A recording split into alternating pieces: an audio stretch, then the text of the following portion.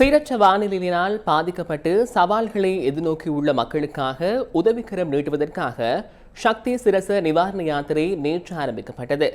நிவாரணப் பொருட்களை கையளிப்பதற்காக ஸ்தாபிக்கப்பட்டுள்ள 5 விசேட மத்திய நிலையங்களில் இன்று மாலை 6 மணி வரை நீங்கள் பொருட்களை கையளிக்க முடியும். கொழும்பு 2 பிரேப்ரூக் பிளேஸ் சிரச சக்தி தலைமையகம், பம்பலப்பிட்டி பழைய கதிரேசன் கோவில், தெய்வலை ஸ்ரீ வெங்கடேஸ்வரா மகாவிஷ்ணு ஆலயம், கொழும்பு 13 புதுச்செட்டி தெரு சாய் நிலையம், கொழும்பு 12 ஜும்மா பெரிய பள்ளிவாசல் ஆகிய இடங்களிலேயே இந்த மத்திய நிலையங்கள் ஸ்தாபிக்கப்பட்டுள்ளன.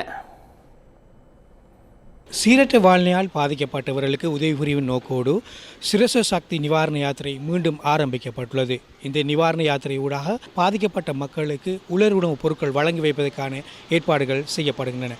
தற்போது 5 மத்திய நிலையங்களில் உலர் உணவுப் பொருட்களை சேகரிக்கும் நடவடிக்கைகள் முன்னெடுக்கப்படுகின்றன. அதில் ஒன்று கொழும்பு ஜும்மா பெரிய பள்ளி வாசலில் அமைந்துள்ள மத்திய நிலையத்திலும் உலர் உணவுப் பொருட்கள் சேகரிக்கப்படுகின்றன. குறிப்பாக அரிசி, பருப்பு, சீனி, கோதுமை மா, சோயா மீட், தேயிலை தூள் உள்ளிட்ட பொருட்களை உங்களுக்கு வழங்கி வைக்க முடியும்.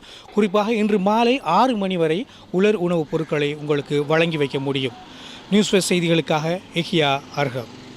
சந்தித்துள்ள எமது மக்களுக்காக சக்தி சிரச நிவாரண யாத்திரை இன்று 2வது நாளாக ஆரம்பிக்கப்பட்டிருக்கின்றது. விசேடமாக இன்று காலை 8 மணிக்கு நாம் எமது பணிகளை மிகவும் புத்துணர்ச்சியோடு ஆரம்பித்திருக்கின்றோம். தற்போதும் பெருந்திரளானோர் வருகை தந்து பாதிக்கப்பட்ட மக்களுக்கு வழங்குவதற்காக உலர் உணவுப் பொருட்களை வழங்கி செல்வதை அவதானிக்கக்கூடியதாக இருக்கின்றது. விசேடமாக இன்று மாலை 6 மணி வரை உங்களுக்கான சந்தர்ப்பம் இருக்கின்றது.